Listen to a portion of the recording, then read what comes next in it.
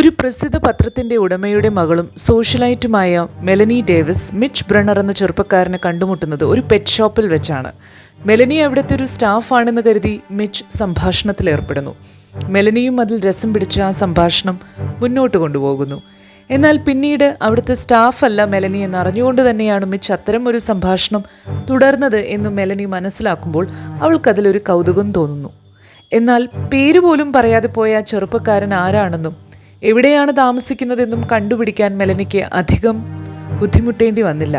അവളൊരു പത്രസ്ഥാപനത്തിന്റെ ഉടമയുടെ മകളാണല്ലോ. അയാൾ ആ കടയിൽ തന്റെ കുഞ്ഞനുജത്തിയായ കാത്തിക്ക് ജന്മദിന സമ്മാനമായി 2 ലവ് ബേർഡ്സിനെ വാങ്ങിക്കാനായിരുന്നു വന്നത് എന്നറിയാമായിരുന്നു മെലനി. അയാളെ ഒന്ന് ആശ്ചര്യപ്പെടുത്താമെന്ന് കരുതി ലവ് ബേർഡ്സിനെയും വാങ്ങി പിറ്റേ ദിവസം അയാളുടെ അപ്പാർട്ട്മെന്റിലെത്തുന്നു.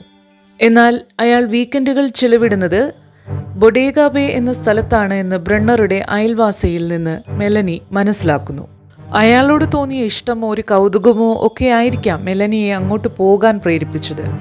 സെൻ ഫ്രാൻസിസ്കോയിൽ നിന്നും 60 മൈലുകൾ അപ്പുറമുള്ള ബൊഡേഗ ബേയിലേക്ക് അവർ തൻ്റെ കാറിൽ പുറപ്പെടുന്നു.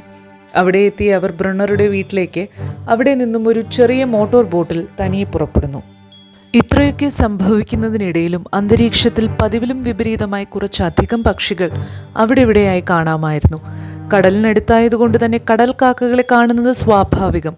എന്നാൽ ഇപ്പോഴെന്തോ പതിവിലും കൂടുതലുള്ളതുപോലെ. കാക്കകളുടെ സ്ഥിതിയും മറിച്ചല്ല. കഥ തുടങ്ങുമ്പോൾ തന്നെ പക്ഷികളുടെ സാന്നിധ്യം അങ്ങിങ്ങായി കാണാം. ആരും അത് കാര്യമായി ഗവനിച്ചില്ലെങ്കിലും മെലനി അത് കാണാതെ തന്നെ കാണുന്നുണ്ടായിരുന്നു. ഞാൻ ഷാലറ്റ് ജമ്മി. എൻ്റെ കഥാലോകത്തിലേക്ക് ഏവർക്കും സ്വാഗതം.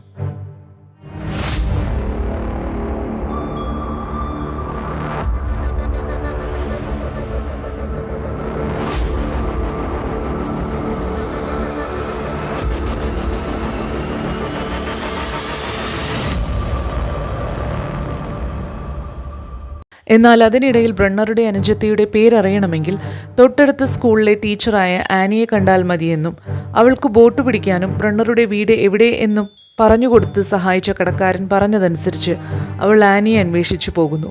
അവരുടെ സൗഹൃദത്തിൻ്റെ തുടക്കം അങ്ങനെയായിരുന്നു. ആനി ബ്രണ്ണറുടെ മുൻ കാമുകിയായിരുന്നു. എന്തുകൊണ്ടോ ബ്രണ്ണറുടെ അമ്മയുമായി ചേർന്നു പോകാൻ കഴിയാത്തതിനാൽ അവരുടെ പ്രണയം മുട്ടിടുന്നതിനു മുൻപേ കൂമ്പടയുന്നു. മാത്രമല്ല ബ്രണ്ണർ തൻ്റെ 11 വയസ്സായ അനുജത്തിയോടും അമ്മയോടൊപ്പമാണ് അവിടെ താമസിക്കുന്നതെന്നും അവൾ മനസ്സിലാക്കുന്നു. അങ്ങനെ മെലനി ബ്രണ്ണറുടെ വീട്ടിലെത്തുന്നു. അവൾ ആരും കാണാതെ ആ ലവ് ബേർഡ്സിനെ അവരുടെ വീടിനുള്ളിൽ കൊണ്ടുപോയി ഫോർ കാത്തി എന്ന് എഴുതി വെച്ച് അവൾ ആ ബോട്ടിൽ തന്നെ തിരിച്ചു കയറിയിരിക്കുന്നു. ബോട്ടിൽ കയറിയിരുന്ന് താൻ അവിടെ കൊണ്ടുവച്ചിട്ടുള്ള സമ്മാനം കണ്ട് ബ്രണ്ണറുടെ പ്രതികരണം അറിയാൻ മെലനി പാതി വഴിയിൽ ബോട്ട് നിർത്തിയിട്ട് കാത്തിരിക്കുകയായിരുന്നു. മെലനിയെ കണ്ടതും അയാൾ തൻ്റെ വണ്ടിയെടുത്ത് തിരിക്കുന്നു. ബോട്ടിൽ തിരിച്ചെത്തിയ മെലനിയെ കാത്ത് ബ്രണ്ണർ വളരെ സന്തോഷവാനായി ഡോക്കിൽ കാത്തു നിൽക്കുന്നുണ്ടായിരുന്നു. ബോട്ട് നിർത്തി അതിൽ നിന്ന് ഇറങ്ങാൻ ശ്രമിക്കുന്നതിന് മുൻപേ ഒരു സീകൾ, അതായത് ഒരു വലിയ കടൽക്കാക്ക പെട്ടെന്ന് എവിടെ നിന്നോ വന്ന് മെലനിയുടെ നെറ്റിയിൽ കൊത്തിപ്പരിക്കേൽപ്പിക്കുന്നു. മെലനിയെ അയാൾ മുറിവ് കെട്ടിവെക്കാൻ അടുത്തുള്ളൊരു റെസ്റ്റോറൻറ്റിലേക്ക് കൊണ്ടുപോകുന്നതിനിടയിൽ ആശ്ചര്യത്തോടെ പറയുന്നു, സാധാരണ ഇത്തരത്തിൽ കടൽക്കാക്കകൾ ആക്രമിക്കാറില്ല എന്ന്. അങ്ങനെയിരിക്കെ ബ്രണ്ണറുടെ അമ്മ യാദൃശ്ചികമായി ആ റെസ്റ്റോറൻറ്റിലേക്ക് കടന്നു വരുന്നു. മെലനിയും ഇന്ന് അവരോടൊപ്പം ഡിന്നറിനുണ്ടാകുമെന്ന് ബ്രണ്ണർ പറഞ്ഞത് രണ്ടുപേരെയും അതിശയിപ്പിക്കുന്നു. അങ്ങനെ ഒരു കൗതുകത്തിൻ്റെ പുറത്ത് ഇറങ്ങി പുറപ്പെട്ട മെലനിയുടെ സാഹസിക യാത്ര അവളെ ആ ബേയിൽ ഒരു വീക്കെൻഡ് ചെലവഴിക്കുന്നതിൽ ചെന്നെത്തിക്കുന്നു. ബ്രണ്ണറുടെ അനുജത്തിയുടെ ബർത്ത്ഡേ പാർട്ടിക്ക് വേണ്ടിയായിരുന്നു അവൾ നിന്നത്. ആ വീക്കെൻഡിലെ 2 ദിവസങ്ങളായിരുന്നു ആ ബേയിലുള്ള ആളുകളുടെ ജീവിതം തന്നെ മാറ്റിമറിച്ചത് എന്ന് പറയുന്നതിനേക്കാൾ താറുമാറാക്കിയെന്ന് പറയുന്നതാകും ശരി. പ്രകൃതിക്ക് അതീതമായ ഒരു പ്രതിഭാസത്തിൻ്റെ കഥ അവിടെ തുടങ്ങുകയായി. മെലനി അന്ന് രാത്രി തങ്ങിയത് ആനിയുടെ വീട്ടിലായിരുന്നു. അവർ സംസാരം തുടരവേ കതകിൽ ആരോ മുട്ടുന്ന ശബ്ദം കേട്ട് ആനി കതക് തുറന്നു നോക്കിയപ്പോൾ ഒരു കടൽക്കാക്ക ചത്തുമലച്ച് കിടക്കുന്നതാണ് കണ്ടത്. ഇരുട്ടിൽ കണ്ണു കാണാതെ വന്ന് വാതിൽ മുട്ടി അത് ചത്തതാവാമെന്ന് ആനി പറയുമ്പോൾ മെലനി പറയുന്നുണ്ട്, സന്ധ്യ ആകുന്നതല്ലേ ഉള്ളൂ, അത്ര ഇരുട്ടൊന്നും ആയിട്ടില്ലല്ലോ എന്ന്. പിറ്റേ ദിവസം കാത്തിയുടെ ബർത്ത്ഡേ പാർട്ടി നടക്കുന്നതിനിടയിലാണ് അവരെ പക്ഷിക്കൂട്ടങ്ങൾ കൂട്ടമായി ആക്രമിക്കുന്നത്. എങ്ങനെയൊക്കെയോ അവർ അതിൽ നിന്ന് രക്ഷപ്പെടുന്നു. പക്ഷേ ഈ സംഭവം ഒരു ഒറ്റപ്പെട്ട സംഭവമായതുകൊണ്ട് തന്നെ മറ്റുള്ളവർ അത് കാര്യമായി എടുക്കുന്നില്ല. അതിനൊരു കാരണം പക്ഷികൾ ആരെയും ആക്രമിക്കാറില്ല എന്നുള്ളതാണ്. ആ സംഭവത്തിന് ശേഷം മെലനി സെൻ ഫ്രാൻസിസ്കോയിലേക്ക് തിരിച്ചു പോകാതെ ബ്രണ്ണറുടെ വീട്ടിൽ തങ്ങുന്നു. എന്താണ് സംഭവിക്കുന്നതെന്ന് മനസ്സിലാകാതെ ആശങ്കയോട് കൂടിയിരിക്കുന്ന അവരുടെ വീട്ടിൽ ചെറിയ പക്ഷിക്കൂട്ടങ്ങൾ നെരിപ്പോടിലൂടെ കടന്നുവന്ന് കൂട്ടമായി ആക്രമിക്കുന്നു. ഇത്തവണയും അവർ രക്ഷപ്പെടുന്നു. പിറ്റേ ദിവസം ശാന്തമായിരുന്നു. അപ്പോഴാണ് എന്തോ ഒരു ആവശ്യത്തിനു വേണ്ടി തൻ്റെ അയൽവാസിയെ കാണാൻ പോയ ലിഡിയ പക്ഷിയുടെ ആക്രമണത്തിൽ അയാൾ മരിച്ചു കിടക്കുന്നത് കാണുന്നത്. പക്ഷികളുടെ ആക്രമണങ്ങൾ ഒറ്റപ്പെട്ട സംഭവങ്ങളായതുകൊണ്ട് തന്നെ ആരും അത്ര കാര്യമാക്കി അത് എടുത്തതുമില്ല.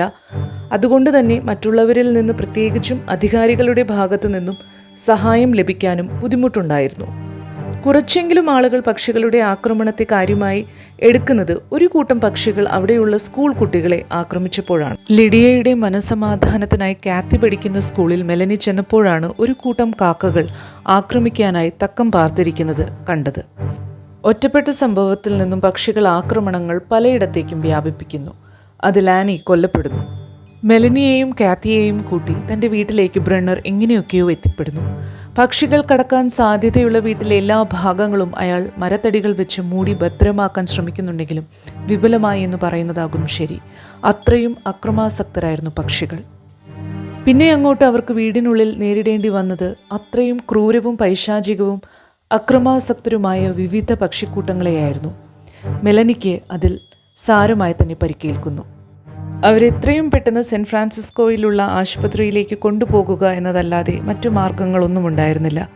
തങ്ങളുടെ ആക്രമണങ്ങളിൽ നിന്ന് ഒരിടവേള പക്ഷികൾ എടുക്കുന്ന വേളയിൽ അവർ വളരെ ശ്രദ്ധിച്ച് പക്ഷികളെ പ്രകോപിപ്പിക്കാതെ കാറിൽ കയറി യാത്രയാകുന്നു. അവർ ഹോസ്പിറ്റലിൽ എത്തിക്കാണുമെന്ന് നമുക്ക് വിശ്വസിക്കാം. ഡോഫ്നെ ഡു മൊറിയർ എഴുതിയ ദ ബേർഡ്സ് എന്ന ചെറുകഥയെ അടിസ്ഥാനമാക്കിയായിരുന്നു ആൽഫ്രഡ് ഹിച്ച്കോക്ക് സിനിമയെടുക്കുന്നത്. പുസ്തകത്തിൽ നാറ്റ് എന്ന് പറയുന്ന കർഷകൻ തൻ്റെ കുടുംബത്തെ പക്ഷികളുടെ ഇത്തരത്തിലുള്ള ആക്രമണത്തിൽ നിന്നും രക്ഷിക്കാൻ ശ്രമിക്കുന്ന കഥ പറയുമ്പോൾ ആ ഐഡിയയെ മുറുകെ പിടിച്ചുകൊണ്ട് പുതിയ കഥാപാത്രങ്ങളെ സൃഷ്ടിച്ചെടുക്കുകയാണ് ഹിച്ച്കോക്ക് ചെയ്തത്. പ്രകൃതിക്കുമേൽ മനുഷ്യനുള്ള കടിഞ്ഞാൺ വെറും അവൻ്റെ മിഥ്യാധാരണ മാത്രമാണെന്നും എപ്പോൾ വേണമെങ്കിലും പ്രകൃതി മനുഷ്യനെതിരെ തിരിയാമെന്ന സത്യത്തെ വിളിച്ചു പറയുകയുമാണ് മൊറിയറുടെ പുസ്തകം ചെയ്യുന്നത്. ഇത്തരത്തിലൊരു സാഹചര്യം വരുമ്പോൾ ചിലർ അതിനെ അതിജീവിക്കാൻ ശ്രമിക്കും, ചിലർ അതിൽ ഒടുങ്ങിപ്പോകുന്നു. പുസ്തകത്തിലും അതിനെ തുടർന്ന് സിനിമയിലും എന്തുകൊണ്ട് പക്ഷികൾ അത്തരമൊരു ആക്രമണം അഴിച്ചുവിട്ടു എന്നതിനൊരു കാരണം കാണിക്കാത്തത് തന്നെ കഥയിലൊരു ഭീകരത അഴിച്ചുവിടുന്നു. നിഷ്കളങ്കമായി മുട്ടിട്ട ഒരു പ്രണയം അല്ലെങ്കിൽ ഒരു കൗതുകത്തിൽ നിന്നും ഹിച്ച്കോക്ക് സിനിമയെ കൊണ്ട് നിർത്തിയ ആ ക്രാഫ്റ്റ് ഉണ്ടല്ലോ, അത് പറയാതെ വയ്യ. 1963 ഇറങ്ങിയ ഈ സിനിമയെ ഒരു സസ്പെൻസ് മൂവി എന്ന് വിളിക്കുന്നതിനേക്കാൾ ഒരു മോൺസ്റ്റർ മൂവി എന്ന് വിളിക്കുന്നതാകും ഉചിതം എന്ന് പല ഹൊറർ സ്കോളേഴ്സും പറഞ്ഞിട്ടുണ്ട്. ഞാനിവിടെ പറഞ്ഞ കാര്യങ്ങൾ ടിപ്പ് ഓഫ് ദി ഐസ്ബർഗ് മാത്രമാണ്.